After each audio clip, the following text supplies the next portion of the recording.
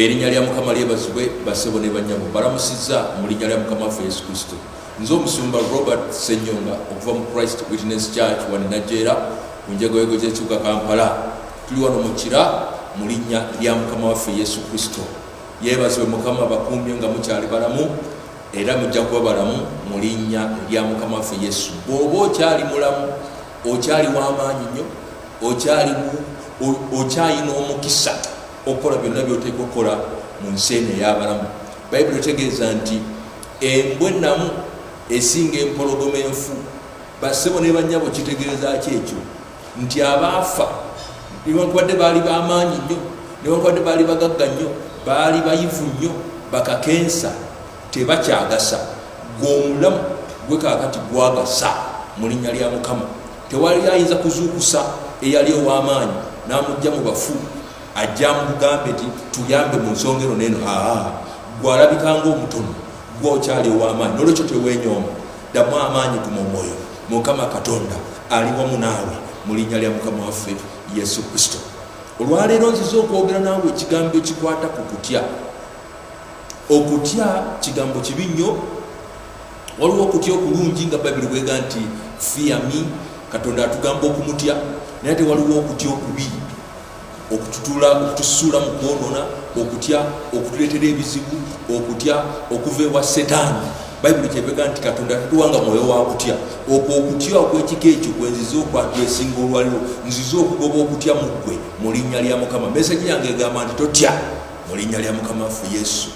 Nkugambye nti totya wadde ebitiisa weebiri mu linnya lya Mukama waffe Yesu Kristo. Tugenda kusoma mu Bayibuli mu lubereberye, tugenda kulaba sitoole eri ku musajjaffe oba jjajjaffe Ibulayimu, jjajjaffe mu kukkiriza. Ibulayimu yagenda n'awasa Saara, sitoole mugimanyi. Tugenda kusoma mu lubereberye essuula ya 21. Tugenda kusoma ku musajja ono jjajjaffe mu kukkiriza ayitibwa Ibulayimu mu ssuula eya 21. Ibulayimu ono yagenda n'abeera ne mukazi we bamuyita Saara oba Saara, ne balwawo okuzaala. Bayibuli etegeeza nti Saara yennyini muka Ibulayimu n'asala amagezi n'asaasira bbaawe, naga nti ngenda kuwa awusigaalo wange omuzaana wange ajje ayingire kyoli mubeere mwenna muzaale, akuzaalireyo ku mwana ofune omusika. Era ekyo ne Ibulayimu n'akikkiriza, era omwana n'azaalibwa. Bassebo ne bannyabo nga sinnagenda wa pulaani embi gy'okoze, diiru embi gy'osazeewo okuyingira mu mazima ddala esobola okukwatayo ng'enjogera y'omulembe guno bwe. Osobola okukola olugwe nga lukyamu, osobola okukola diiru nga nfu teriimu Mukama, naye neekwatayo n'ebala n'ebibala. Ekyo tekitegeeza nti oli justify, ekyo tekitegeeza nti ky'okoze kituufu. Ibulayimu yakkiriza amagezi ga mukyala we, n'alekawo mukyala we n'ayingira eri omukozi, era ddala ne bazaala omwana, n'omwana n'abeera. Naye biki ebyaddirira? Lubereberye essula ya 21. Katusome okuva ku lunyiriri olw'14. Kyalibadde kirungi ng'oli mu biseera bye eby'eddembe okusoma sitoole eno yonna okuva ku lunyiriri olusooka, naye tugenda kusoma lubereberye 21 katandike ku lw'14. Ibulayimu n'agolokoka enkya mu makya, n'addira emmere n'ensawo ey'eddiba ey'amazzi n'abiwa Agali ng'abissa ku kibegabega kye, n'omwana n'amusindika. N'agenda n'atambulira mu ddungu ery'e Beeruseba, n'amazzi ag'omu ddiba ne gaggwamu, n'azazika omwana wansi w'ekisaka ekimu. 16. N'agenda n'atuula wansi ng'amutunuulira walako ng'ebbanga akasaale we kagwa, kubanga yayogera nti nneme okulaba omwana wange ng'afa. N'atuula ng'amutunuulira, n'ayimusa eddoboozi lye n'akaaba. Katonda n'awulira eddoboozi ly'omulenzi, ne malayika wa Katonda n'ayita Agali ng'ayima mu ggulu, n'amugamba nti obadde otya Agali? Totya, kubanga Katonda awulidde eddoboozi ly'omulenzi waali. Bassebo ne bannyabo, kino kyabaawo, ensobi yakolebwa. Yes, ensobi yakolebwa omuzaana oba omukozi owawaka naye nakkiriza ekiteeso ky'abakama be. Bassebo ne banyabo mumpulirize, mukama wo takukozesanga ensobi olw'okuba ye boosi wo. Abasajja mumpulirize, mukazi wo takukozesanga ensobi olw'okuba ye mukazi wo. Abakyala, baawo takukozesanga ensobi olw'okuba ye baawo. Tulaba wano abantu basatu, Ibulayimu ne mukazi we Saara ne Agali, bonna baakola ensobi. Ensobi eyo nereeta ekizibu awaka. Otegedde? Ensobi yaleeta ekizibu awaka. Ibulayimu n'awalirizibwa nga afunye pressure ya mukazi we Saara ngamba goba Agali wano yali mukozi naye bwe namusaasira nenkukkiriza oyingire gyali n'azaala omwana, kakati ampisaamu amaaso, takyanzisaamu kitiibwa, anyooma, ansiimulizaako bisooto, mugobe. Ne bamugoba n'agenda n'omwana n'apaalira mu ddungu nga takyalina kisulo, takyalina buyambi, takyalina ataasa. Basebo ne bannyabo, ensobi zetukola ze zitusuula mu bizibu, ensobi zetukola ze zitumalako emirembe awaka. Otegedde? Saara yakola ensobi n'agamba Ibulayimu mu bbaawe nti gendako ew'omukozi. Eyo ensobi gye yakola neereetera Saara okuggwamu amaanyi, rather essanyu ne liggwa awaka, kubanga omukazi ono omuzaana, omuddu, omukozi w'awaka, kakati ye yali afuuse wa kitalo nnyo kubanga yazadde omwana ate nga mukama we Saara mugumba tazaala. Ensobi gy'okola gwe boss yegenda okuleetera ebizibu mu bizinensi yo. Ensobi gy'okola mu makaago gwe boss yegenda okubuza essanyu mu makaago, otandika okukaaba amaziga agajulujulu kubanga wakola ensobi emuweeka. Kiki ekyaddirira? Naawe akkiriza gwe Agali, gwe omukozi, gwe omuntu yenna akkiriza bali bakukolereko ensobi, naawe bigenda kwonoonekera. Naawe wano ka comfort zone k'obaddemu, emmere gy'obadde oli awaka, wano omusala gwe badde bakusasula, ogenda gofiirwa kubanga naawe wakkiriza bali abakama bo ne bakukozesa ensobi. Nziramu, tokkiriza mukama wo okukoza nsobi, tokkiriza bbaawo okukoza nsobi, tokkiriza mukyala wo okukoza nsobi, tokkiriza mukama wo okukoza nsobi. Yimirira ng'omukazi, yimirira ng'omusajja, beera nga Yusufu teyakkiriza mukama we mukyala Potifali kumukozesa nsobi. No, Yusufu yayimirira n'adduka emisinde n'agamba osaaga ebirala byonna mukama wange yabinzikiriza, yampa obuyinza bwonna mu nnyumba eno, kyendagira kyekikola, naye gwe mukazi we teyanzikiriza kukwatako. Oyo ye modo waffe Yusufu. Tokkiriza. Ano Bayibuli eyogera eri Babbulaniya essula ya 12 nti kakati nga bwe tulina olufulube lw'abajulizi abatwetoolodde, tusuule wala byonna ebituzitoowerera. There is a multitude of witnesses surrounding us. Tuyina olufulube lw'abajulizi olutwetoolodde, abantu abakiyitamu ne bakiwangula, abantu abalumbibwa ne balwana ne bawangula, abo batwetoolodde. Kakati naawe tolina kyakwekwasa nti bannange kati nze naalikoze ntya nga boosi wange yaŋŋambye, kati nze naalikoze ntya nga boosi wange yandeetedde document eno okugisayininga, nze naalikoze ntya. Walikoze otya? Yusufu teyabuuza bibuuzo ebyo mbu nze naalikoze ntya. Yusufu yagamba gwe mukama wange, naye kino ekyokwebaka naawe, ekyokwonoona naawe, ekyo sijja kiyingiramu. Tuyina olufulube lw'abajulizi abatwetoolodde, tetulina excuse. Basebo ne bannyamu, Shadrach, Meshach ne Abednego, oli yali kabaka mulamba ng'ataddewo ekibumba okukivunnamira, ne bagamba ssebo tukugondedde mu byonna, naye kino osaagako busaasi, kino tetugenda kikola. Oba Katonda waffe anaatulokola oba taatulokole, tetugenda kukola kintu kino. Njogera bino byonna nga ndi ku bubaka obugamba nti totya mu linnya lya Mukama waffe Yesu Kristo. Kakati wulira ebizibu bwe byajja, Agali bamugobya waka, agenza abulubutira mu ddungu, agenda awunaawuna, agenda ayenjeera, anoonya kyanaalya. Ibulayimu yaddira kifulaska, kiyite kifulaska, kiwota boto, n'ateeka amazzi n'awa Agali n'omwana. nawe omwana bagende munange amazzi gagiraga babeezaawo naye basebo ne banyabo amazzi gamala ne gaggwawo bwe yatuukayo mu ddungu ensawo y'amazzi eddiba lino ery'amazzi nerikala Agali ne bimuyitirako n'agamba sisobola siyinza kigumiikiriza kutunuulira mwana wange ono Isimayiri ng'afa. Kye yakola nga sitole bwe tugisomye n'addira omwana n'amuteeka wansi w'ekiti wakasakasaka Samuel ye n'atambula n'adda eno wala n'agamba siyinza kulaba mwana wange ng'afa. Kyekyadirira katuddemu tusome mu linnya lya Mukama waffe Yesu Kristo. Olubereberye 21 14 Ibulayimu n'agolokoka enkya mu makya n'addira emmere n'ensawo ey'eddiba ey'amazzi n'abiwa Agali ng'abissa ku kibegabega kye, n'omwana n'amusindika n'agenda n'atambulira mu ddungu ery'e Beruseba, n'amazzi ag'omu ddiba ne gaggwamu, n'asasika omwana wansi w'ekisaka ekimu, n'agenda n'atuula wansi ng'atunuulira walako ng'ebbanga akasaale we kagwa, kubanga yayogera nti nneme okulaba omwana wange ng'afa.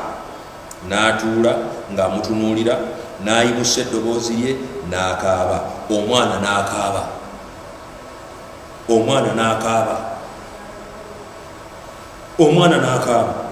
Katonda n'awulira eddoboozi ly'omulenzi, ne malayika wa Katonda n'ayita Agali ng'ayima mu ggulu n'amugamba nti obadde otya Agali?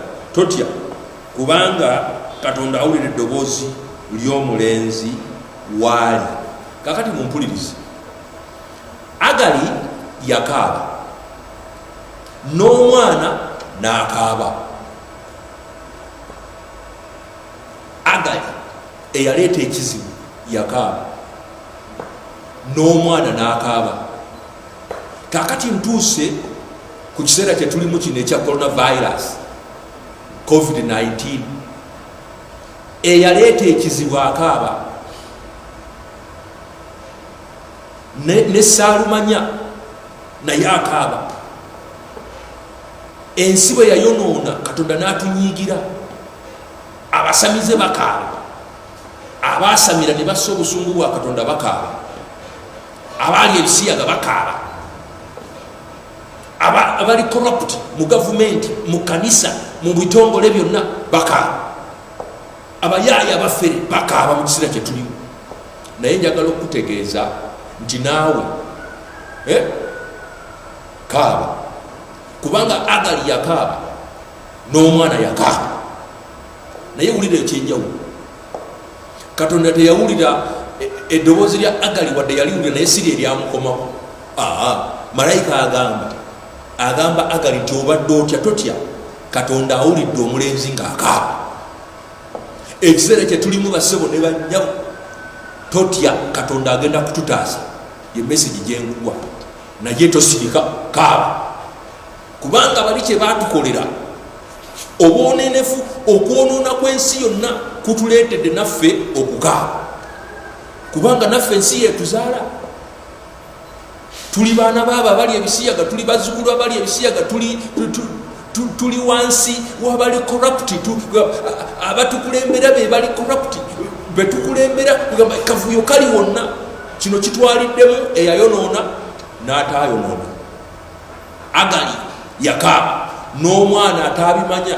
Omwana ono Isimayiri ye taliimu mu kazannyo, taliimu, takolanga nsobi.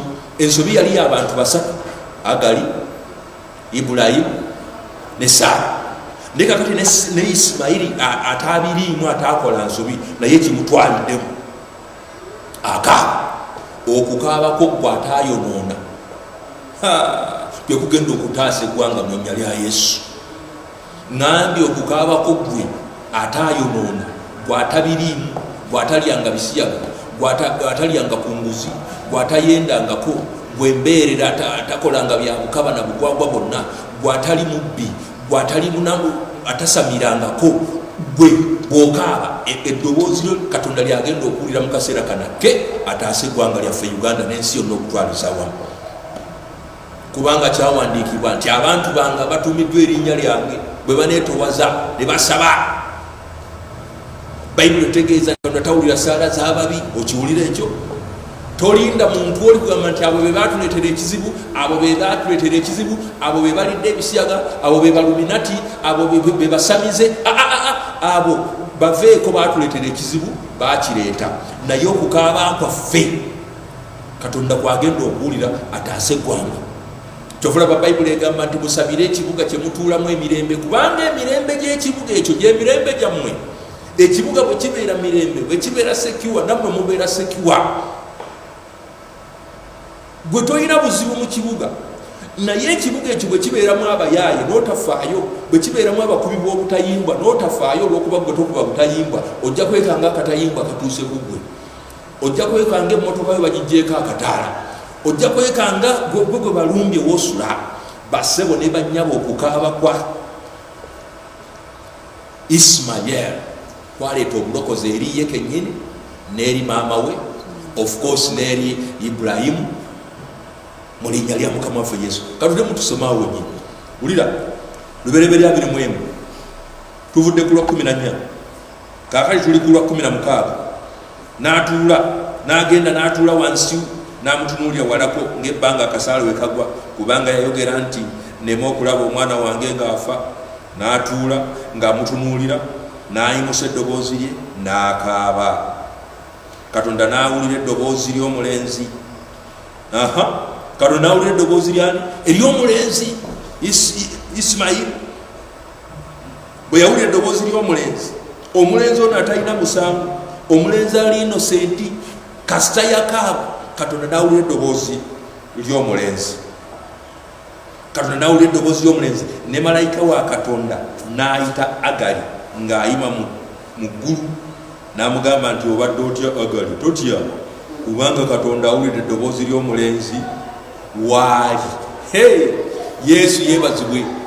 Ekiseera kisembedde, ekiseera kisembedde, mulokole, mununule wa Mukama. Ekiseera kisembedde, nange kisembedde.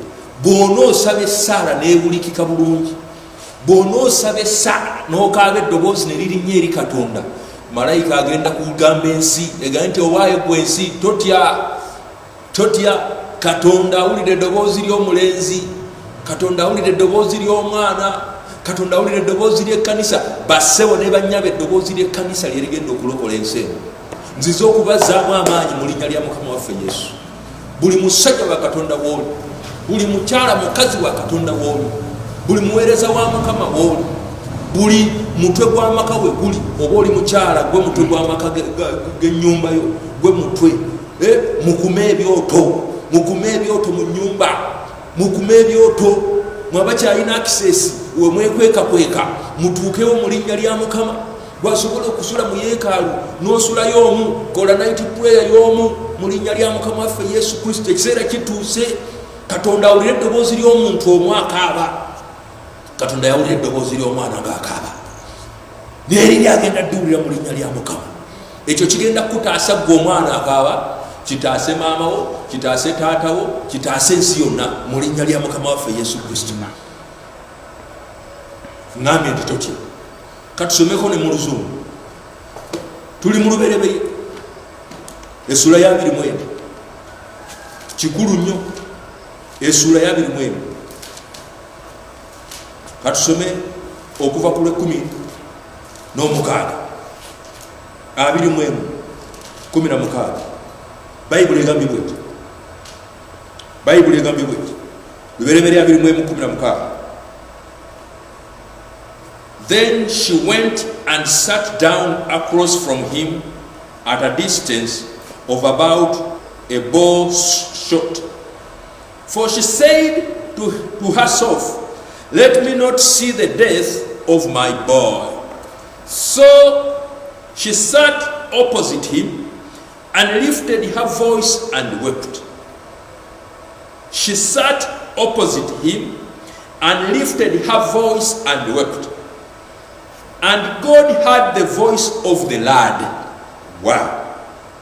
Then the angel of God called to Hagar out of heaven and said to her, "What ails you, Hagar? Fear not, for God has heard the voice of the lad where he is." Hallelujah. Basebo ne banyago. Hagar wept, and the boy, the lad, wept as well. But God did not hear the voice, the voice of Hagar. Kubanga Hagar yono ye yaleta ekizibu. Basebo ne munyago ekanisa mumpulirize abatukuvu abalonde ba Mukama abanasibwa n'omusayi gw'omwana gw'endiga bazaalibwa omulundi ogwokubiri. Tewali saala egenda kuva mu nsi bwenjogera ensi buli muntu kitegeere be batannalokoka be batakkirizanga Katonda kumuwa bulamu bwabwe bo balina bye bakkiririzaamu mukimanyi bulungi. Balina enjogera yaabwe egamba nti lubaala embeera nga n'emirokootadde balina ebintu bwebityo. Balina enjogera yaabwe egamba mbu ebya Kayisaali bya Kayisaali. Ennyiriri za Yesu bazintapuritinga bubi batuukirize okwegomba kwabwe. Tewali saala egenda kuva mu nsi egenda kutaasa Uganda wadde ensi yonna. Ebiragiro bya gavumenti byonna tubikwate tubigoberere, naye ebyo si solution. Solution yakukabirira Mukama Katonda, yakukabirira Mukama Katonda. Biri ebiragiro tubikwate tubikolere ddala, bituyamba mu ngeri nyingi nnyo, naye ekigenda okusaanyaawo epidemic eno, ekigenda okusaanyaawo ekizibu ekyalumbye amawanga ag'ensi yonna bakiyita kanisa. Baana ba Katonda, balonde ba Mukama, kukabirira Katonda, the lad, the boy, the son. Ffe tugenda okukabirira Katonda awonye ensi. Basebo ne banyabo nga tukabirira Mukama, ffe kennyini atutaasa. Tuwonera muli n'ensi etaasibwa ku lwaffe. Weerabidde Mukama Katonda bwe yagamba Ibulayimu, naga nti naakisa Ibulayimu kyenkola ng'agenda okuzikiriza Sodoma ne Gomora. Yamubuulirako Ibulayimu n'alaajana naga Mukama onozikiriza abatuukirivu n'abatali batuukirivu. Mukama oba oli awo mu Sodoma mulimu abatuukirivu ne mu Gomora, naga nti bwe naasangayo abatuukirivu sijja kukizikiriza. Okiraba Katonda tasobola kuzikiriza batuukirivu n'abatali batuukirivu. Nakino kankikugambe, Katonda ng'agenda okuzikiriza Sodoma ne Gomora, Ibulayimu omutuukirivu yalina amaanyi gonna, omukisa gwonna okutwasa Sodoma ne Gomora. Era yagenda nga Mukama bw'onoosangayo abatuukirivu 50 n'okizikiriza, muganda ati sisobola, sijja kizikiriza. Ibulayimu yagenda okulaba nga mu butuufu 50 tegaliyo, n'asala 2 10 bw'onoosangayo 10 sebo n'ozikiriza. Kirege Ibulayimu kakati ya negotiatinga, kana akaseera ka kanisa ku negotiatinga ne Katonda. Ibulayimu ya negotiatinga, bali tebabiriiko bali adebisiya basiri wala bagwayo dati babiri nako. Ibulayimu yali ne Katonda ya negotiatinga. Okiraba Katonda ngawuliza bulungi Ibulayimu nakati ne bwe nasangayo abatuukirivu 10 sigenda kuzikiriza nsi.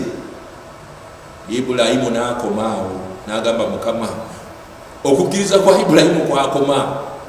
Naye jjukira waaliyo ennyumba ya Lutti nga waliyo abatuukirivu, Lutti ne mukyala we n'abaana be. Otegedde singa Ibulayimu yayongera n'anegotiatinga ne Katonda n'amugaa nti bwe wanaabeerayo abatuukirivu 3, singa yatuuka ku leve eyo basebo ne banyabo Sodoma ne Gomora, singa tetumusomaako mbyawandiikibwa ng'ebibuga Katonda byazikiriza n'omuliro.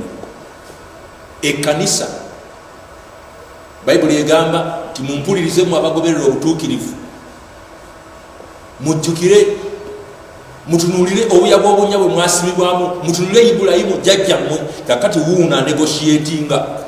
Tukiri eri mu Isaaya, Ibulayimu wuuna negotiatinga ne Katonda bwe wanaabeerayo abatuukirivu 10 n'okizikiriza. Katonda n'agamba sijja kizikiriza. Singa Ibulayimu yayongera okunegotiatinga basebo ne banyabo, okukkiriza kwa Ibulayimu singa kwakkirira ne kutuuka ku bantu wakiri 2 oba 3, balitaasiza ensi yonna n'etafa muliro. Naawe nkugamba mulokole, musumba munnange nkugamba nabbi, muweereza wa Mukama, akaseera ka kunegotiatinga ne Katonda. Uganda tennaggwamu batuukirivu, abali ebisiyaga bayitirivu nnyo, abali corrupt bayitirivu nnyo, abakaba n'abenzi bayitirivu nnyo, ababbi abaloga basamize. Obusamize kati bwawamba TV, bwawamba radio, ekyo kituufu. Naye obanga mu Uganda mukyalimu abatuukirivu 10 obanga mukyalimu abatuukirivu 3, negotiate with God our Father. He's a merciful God. Negotiating ne Katonda tetugenda kufa kukulwa bali no way bwe tuta negotiating bulungi bajjajja fe ba in-laws tuli connected n'abantu abo abatamanyi Katonda abatali balokole tuli connected oyagala toyagala kyokola bulijjo bakuyita mu mikolo gyabwe n'ogigenda bwe bafiirwa ogenda mu mbaga zaabwe ogenda tuli connected tetugenda kufunamu nga bafudde olw'okuba nti bajeemera Katonda.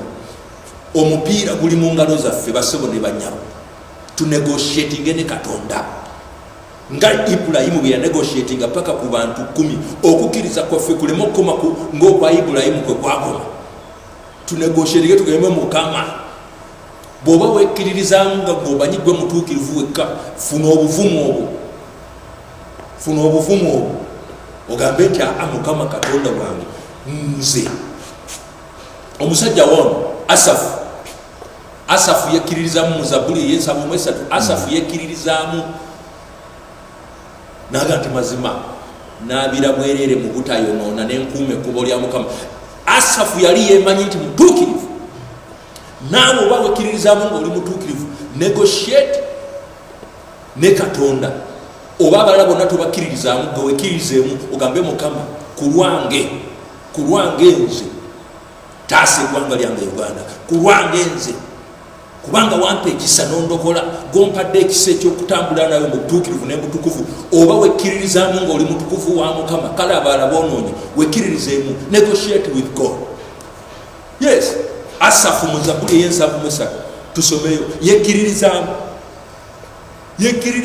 nga yeemanyi ye mutuukirivu ago si malala olina okumanya kiki kyoli bw'oba tomanyi nti oli mutuukirivu kakati gwa wansi weenenye ng'abalala beetaaga okwenenya.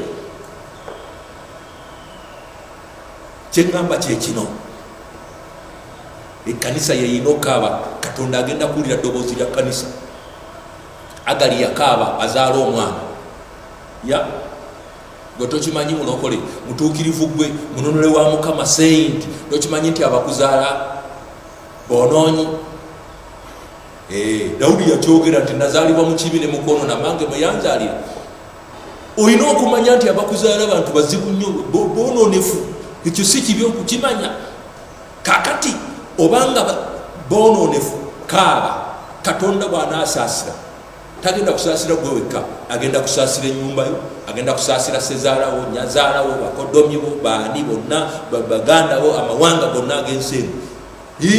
Osigale ng'okyakola bizinesi osigale nga projects zo zikyalina ba clients. Kigasa ki ogenda okuva mu epidemic eno nga abantu akakadde kafudde olaba client eruyo bwesse abadde bakuwa business olaba bafiiriddemu. No, twagala tunegotiating ne Katonda naye Mukama atugamba nti totya ffe tetuweebwangako mwoyo wa kutya. Ekkanisa mu linnya lya Mukama waffe Yesu Kristo njagala okuzzaamu amaanyi totya guma omwoyo kaakati obulokozi weebuli obulokozi bujja mu linnya lya Mukama. Katusome ku Zabbuli ey'ensanvu mu esatu tulabe Asafu nga yekkiririzaamu kubanga oyinza ogayita amalala kakati ate kati nojjayo bireebyandikibwa ebigamba nti bwe twogera nga tetwonoona tuba twerimba ffeka nga n'amazima tegali mu ffe. Ekyo kituufu ddala naye ate waliwo okwekkiririzaamu obutuukirivu Katonda bwe yakuwa. Olina okumanya nti ddala oli mutuukirivu bulijjo onaaba mu butayonoona bulijjo oli mutukuvu. Asafu agamba bw'ati Zabbuli ey'ensanvu mu esatu olusooka truly God is good to Israel to such as are pure in heart. Tokiraba waliwo abantu abali pure mu mutima bw'oba yeggwe wekkiririzeemu. But as for me, my feet had almost stumbled, my steps had nearly slipped, for I was envious of the boastful when I saw the prosperity of the wicked. For there are no plans in their days, but their strength is firm. They are not in trouble as other men, nor are they pledged like other men. Therefore, pride serves as their necklace. Violence covers them like a garment. Their eyes purge with abundance. They have more than heart could wish. They scoff and speak wickedly concerning oppression. They speak loftily. They set their mouth against the heavens, and their tongue walks through the earth. Therefore, his people return here, and waters of a full cup are drained by them. And they say, how does God know? And in their knowledge, is their knowledge in the Most High? Behold, these are the ungodly who are always at ease. They increase in riches. 13 is the point. Surely I have cleansed my heart in vain and washed my hands in innocence. Surely I have cleansed my heart in vain and washed my hands in innocence. Also in vain. Asaph ng'awandiika Zabbuli yekkiririzamu n'agamba mu butuufu nongosereza bwereere omutima gwange ne ndaaba engalo zange mu butayonoona. Ki kye ŋŋamba? Asaph yali akimanyi nti omutima gwe yagulongoosa mutukuvu n'engalo ze yazinaaba mu butayonoona. Ye talyanguze, emikono gye tagikozesa bya bukyafuta, ye mutuukirivu, yali akimanyi nga akimanyi. Naawe okugamba mu linnya erya Yesu Kristo, bw'oba weemanyi ng'oli mwana wa Katonda, bw'oba weemanyi katoliko kyakunanyizibwa, bw'oba weemanyi nga walongoosa omutima gwo, oyinza n'okuba nga wakagulongoosa eddakiika 5 eziyise. Wenkanagana ne Asaph. Yes. Oyinza okuba nga eggulo lyewateredde n'onaaba n'otukula. Kituufu nnyo bw'oba otegedde nga Katonda yakusonyiye eggulo, yakakusonyiwa eddakiika 5 emabega oba 3, wekkiririzeemu, tandika okuyimusa eddoboozi lyo okaabe nga kano akalenzi, the boy, the lad, katabani ka Agali era katabani ka Ibulayimu kaakaaba. Katonda teyawulira ddoboozi lya maama waako wadde nga naye yakaaba, kubanga maama waako yali mwonoonyi. Katonda tawulira ssaala z'ababi. Bassebo ne bannyabo, nga mmaliriza, njagala okutegeeza nti totya. Obulokozi bujja, obulokozi bujja, obulokozi bujja. Naye gwe nange ffe tugenda okubusika okujja. Gye tukoma okukaaba, gye tukoma okuyimusa eddoboozi lyaffe mu kaseera kano, obulokozi gye bugenda okukoma okwanguwa okujja mu linnya lya Mukama. Yimusa eddoboozi. Nkusindika kaakati okukuŋŋaanya ab'ennyumba yo. Bw'oba osula mu muzigo gwokka, kumya ekyoto ky'omuweka. Va ku TV, va ku firimu, va ku movie, va ku soaps. Ebyo tubibaddeko ennaku zonna. WhatsApp gikendeeze, gikendeeze. Funa ekiseera ekikaaba, yimusa eddoboozi lyo, eggulu liwulire mu linnya lya Mukama. Akalenzi kamu kaakaaba, Katonda yakawulira. Ate nno Bayibuli etegeeza nti Katonda talokola najje ddene. Kaaba eddoboozi liwulirwe, gwe kennyini obulamu obutaasibwe, ne maama wajja kutaasibwa, n'ekika kyo kijja kutaasibwa mu linnya lya Mukama waffe Yesu Kristo. Njagala okwebaza kubanga owaddeyo obudde obumala n'ompuliriza. Era nkusaba oyongere okunfolowinga, ompulirize ennaku zonna. Ndi ku Facebook, ndi ku YouTube, noonya ku address Christ Witness Church Nigeria mu linnya lya Mukama waffe Yesu. Bw'oba oyagala kunkubira ssimu olw'ensonga yonna, oyinza okuba nga ompa kiweebwayo, oyinza okuba nga onsindikira 1/10, oyinza okuba nga oyina advice gyompa, oyinza okuba nga ogamba nti nsabira pastor mu nsonga eno n'eno, kuba ku ssimu zino 0752 17 17 17 0752 17 17 17 0788 16 12 nkaaga 0788 12 16 12 60. God bless you. Njali Senyonga Robert, Principal Pastor, Christ Witness Church in Nigeria. Mwebale kumpuliza. Mukaba omukisa. Togenda kufa, ogenda kuba mulamu, olangire emirimo gya Katonda mu linnya lya Mukama waffe Yesu Kristo. God bless you. What a beautiful name it is. What a beautiful name it is. You sing. The name of Jesus Christ. it.